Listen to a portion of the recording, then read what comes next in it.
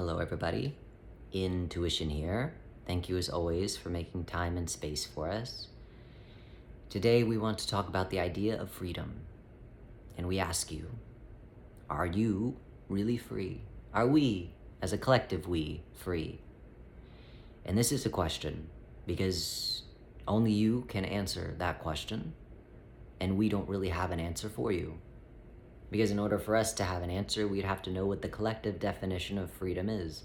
So then, therefore, what we will ask you instead is, what is your definition of freedom? And again, because we're not sitting and asking everybody individually, we will provide our assumption of what it is that we think many individuals would say with regards to the idea of what freedom would mean to them, and what we believe most people would say, what we think most people would express, would be the idea that freedom exists when you are able to do things on your own accord, when you don't have to answer to anybody, when you're able to come and go as you please, when you're able to do whatever it is that you want. But to us, that sounds a lot like not having an authority over you. That is what we're getting. That is, if we're to read behind the lines, that is what it sounds like the idea of freedom is to not have somebody in a presence of authority over you, which then therefore would mitigate your freedom and the ability to do what it is that you say you want to do. So if that is your definition of freedom, then why are things the way that they are on this planet at this time? Since we all say that freedom is the most important thing to us as a collective society, to us as individuals even, then why is the state of the world in this state? Why is anybody in a state of powerlessness if the identification, which we say is so important to freedom, is to not have an authority over us? Because that is all, at least we see, everywhere. We see just a bunch of people telling other people what to do. But we are living free. But that does not go hand in hand with the definition that we assume many individuals would be expressing means to them to be free. When we have individuals that are telling us what to do at our job, called supervisors and CEOs, are we really free? If we're working for a corporation that we are making more money for them than they are making for us, paying us a livable salary, in which they get to be paid millions of dollars for doing barely anything, and the individuals that are actually doing the hard work are getting paid barely enough to live on, is that freedom? When somebody is governing your life in that way, taking away all of your time, which is too many and valuable.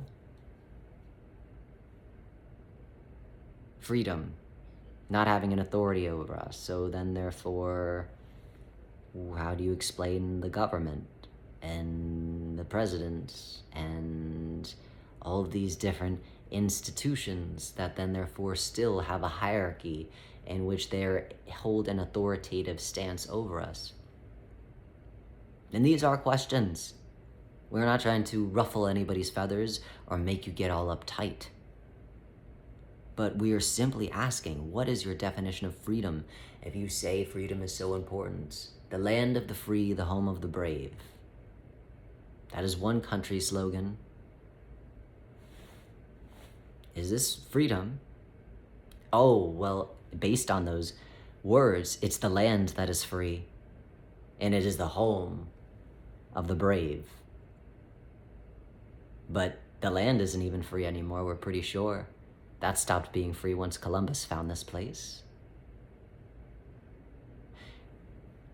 And then everybody started buying it up. So is it free? The land of the free, literally and figuratively? Because we are so heavily taxed, the people that are living on the land. But don't worry about it. It is the home of the brave. Sure. You have to be brave to live in this space and place in which it used to be the land of the free, but then we took it away from the individuals that were actually free, and then made everybody else pay for it. So you'd have to have a sense of bravery, a sense of strength to be able to tolerate some of the things that are happening here in this space, in this place, in this land in which we call home. So we want to ask, is this what freedom looks like? Because if it is, then maybe we should rebrand. That seems to be all the rage these days. Many of these big corporations, after they mess up, do a bunch of rebranding so that they could get rid of their past, and the new generations can forget all of the terrible things that they did. So maybe we should rebrand the idea of freedom. Because I'm not sure that any of us have a clear understanding of what it is to be free anymore. We say we want it, but none of us are really doing anything to secure our freedom. Because at the end of the day, even though all of these political structures, and if you make it even smaller, your coworkers, your supervisors, your whoever it is, your husband, your wife, who is sometimes in a position of authority over you. But really, at the end of the day, the issue is you. You are not free because you are not being the authority that is needed to secure your own freedom. It is not so much these governments, it is not so much the slogans, it is not so much the CEO, the corporations, as much as it is you who's failing in the main thing that is the most important. Because if you become your own authority within your own life, you start shaking off all the rest of the authorities that think that they have some type of authority over you, which then therefore allows you to truly, genuinely be free. It actually allows for this place, this space to become the land of the free and the home of the brave, because the individuals are actually stepping up to be free. Freedom isn't free. You have to pay. Don't you see? Freedom isn't free, you have to pay.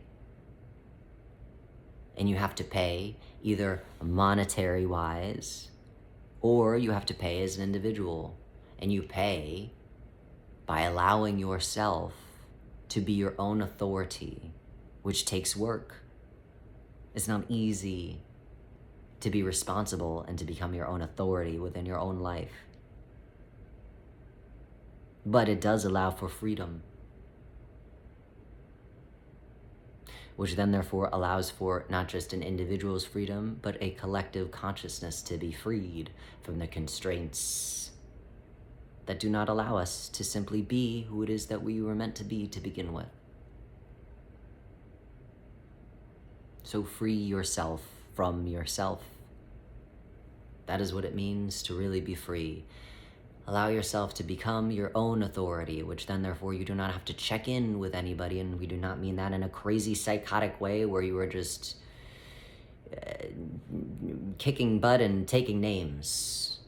That means when you really become an authority in your life, you become responsible. And when you become responsible, you allow yourself to be free from the constraints and the illusion of sitting by the wayside and waiting for somebody else to do the hard job. So, we wish you well in your freedoms. They're well-deserved. And all you have to do is realize what it means to be free and what it is that you actually have to do to be free, because as we said before, freedom does not come free. You have to work for freedom. And many of us are not willing to work for it because it takes footwork within ourselves. And that is the hardest place to get footwork in. As always, we wish you well on your journey. Thank you for making time and space for us. And may we all be free as we continue to work individually, which then therefore makes our collective work that much more easier. Well wishes.